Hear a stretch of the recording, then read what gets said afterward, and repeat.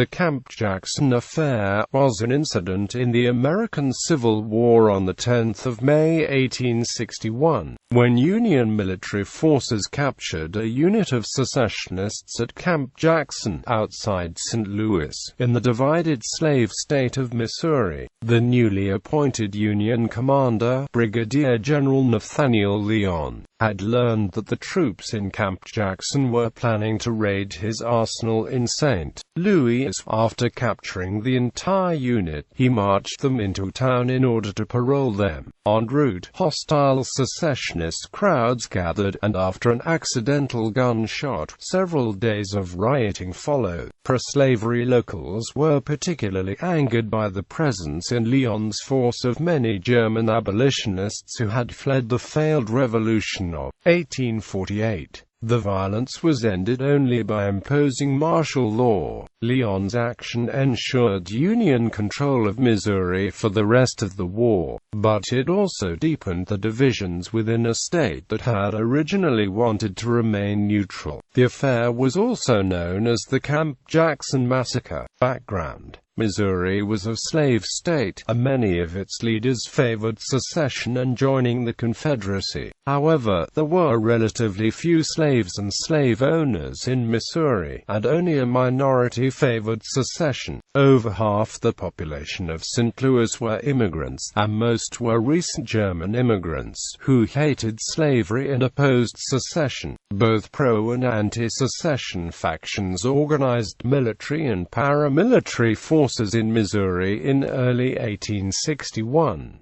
Secessionists organized as Minutemen, often assisted by state officials.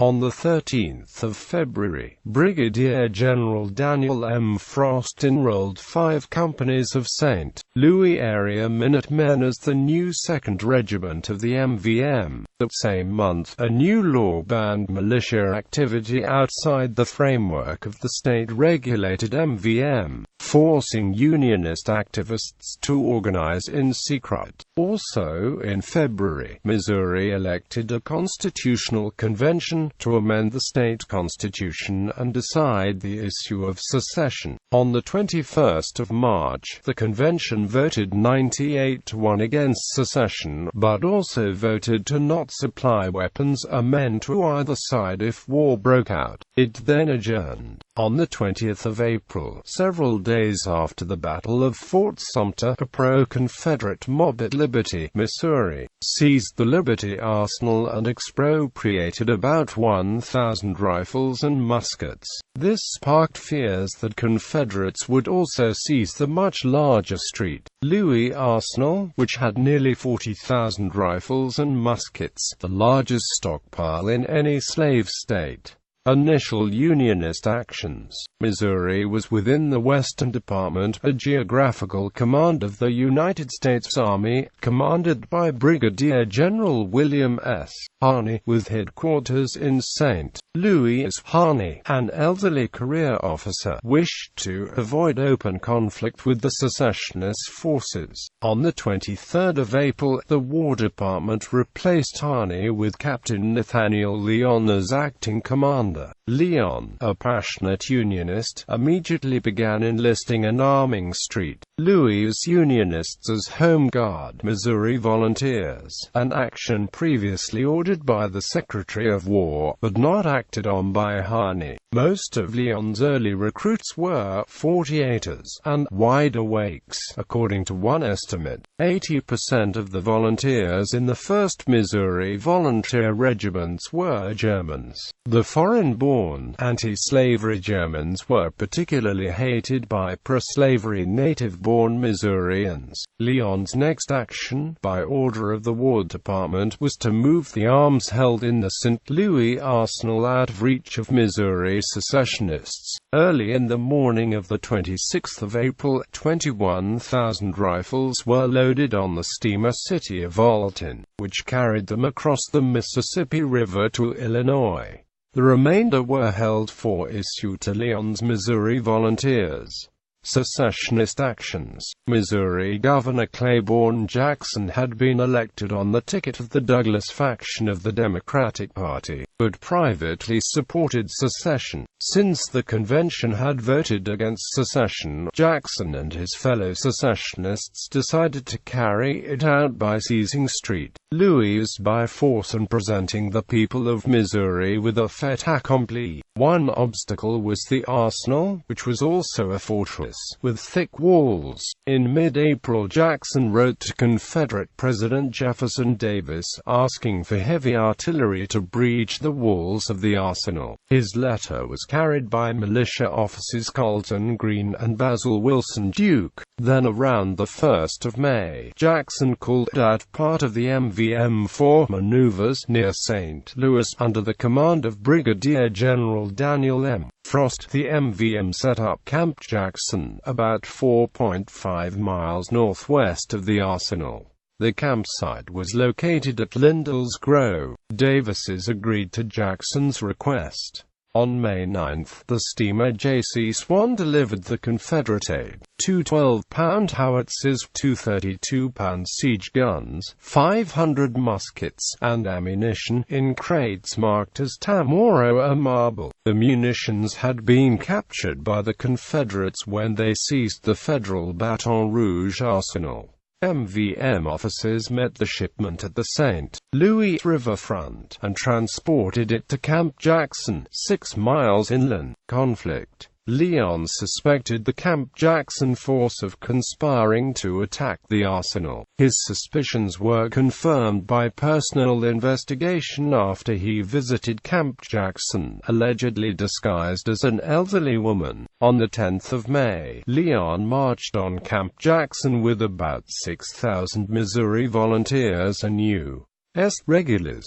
Lyon forced the surrender of the militia, taking 669 prisoners. General Frost reported that his command was deprived of their arms, and surrendered into the hands of Captain Lyon, after which was thus disarmed and surrounded. A fire was opened upon a portion of it by his troops, and a number of my men put to death, together with several innocent lookers-on, men, women, and children. Lyon placed them under arrest, and began marching them under guard to the arsenal, where they were paroled, and ordered them to disperse.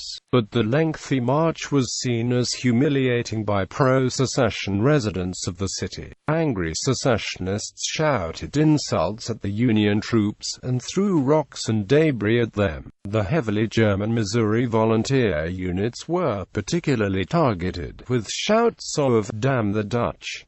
This eventually led to gunfire. Exactly what provoked the shooting remains unclear, but the most common explanation is that a drunkard stumbled into the path of the marching soldiers, and fired a pistol into the ranks, fatally wounding Captain Konstantin Blandowski of the 3rd Missouri Volunteer Infantry. The volunteers, in reaction, fired over the heads of the crowd, and then into the crowd. Some 28 civilians were killed, including women and children. More than 75 were wounded. The incident sparked several days of disorders and animosity in St. Louis. On May 11, volunteers were fired upon from windows at 5th and Walnut Streets. They returned fire into the mob. Col. Henry Bernstein, commander of the 2nd Missouri Volunteer Infantry, and publisher of the Anzeiger des Westens, a German-language newspaper in St. Louis, and remarked in his memoirs that he gave several of his men leave to visit the families on the morning of May 11, and that most of them did not return until it grew dark, with clothing torn, faces beaten bloody, and all the signs of having suffered mistreatment.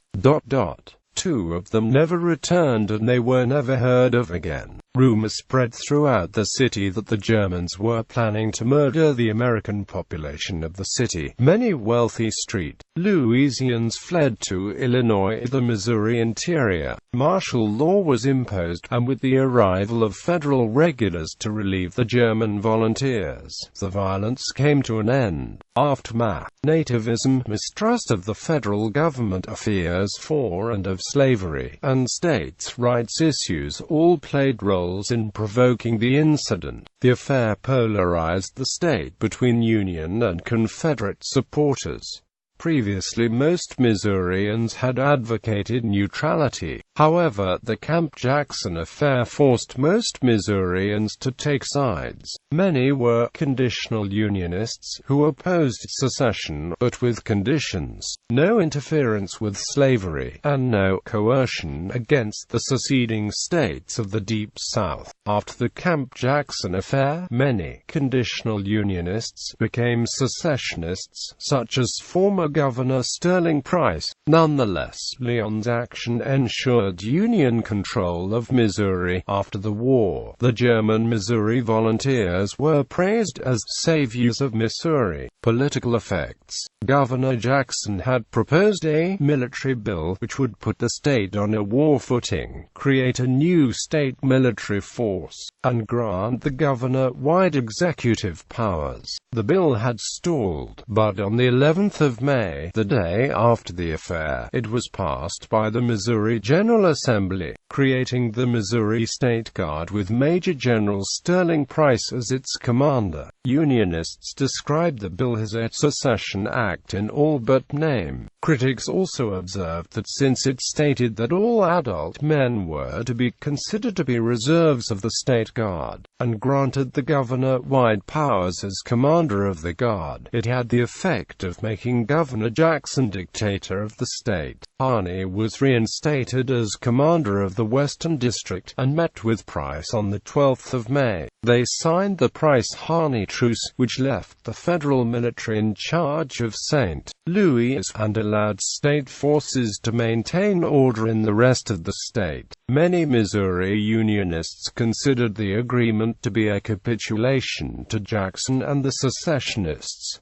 Unionists outside of St. Louis reported harassment by secessionists, many fleeing to St. Louis for refuge.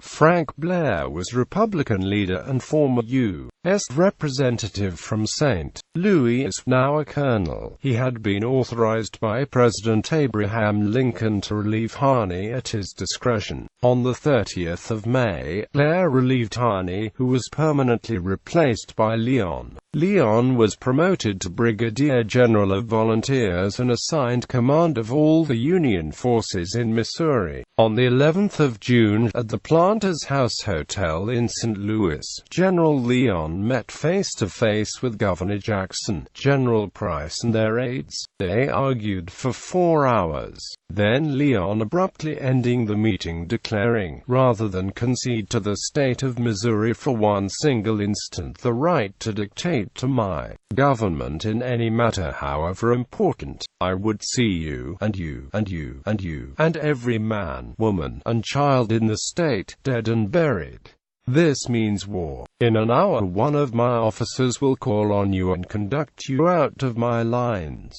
Jackson returned to the state capital at Jefferson City. Lyon marched on Jefferson City on the 12th of June, and Jackson fled to join newly assembled State Guard troops near Booneville. Lyon occupied the capital without resistance, and pursued Jackson with approximately 1,400 volunteers and U.S. Army regulars. Against the advice of his senior officers, Jackson exercised his authority as commander-in-chief and ordered the State Guard to make a stand at Booneville. In the resulting Battle of Booneville on the 17th of June, Lyon's troops routed the State Guard. Jackson, the State Guard, and a few secessionist state legislators retreated to southwest Missouri, near the Arkansas border, leaving most of the state under federal control. The Constitutional Convention reconvened on the 22nd of July and declared the office of governor vacant due to Jackson's absence. The convention then voted to appoint former Chief Justice of the Missouri Supreme Court and conservative Unionist Hamilton Rowan Gamble as governor of the Provisional Government of Missouri. Gamble's government was recognized by the Lincoln administration.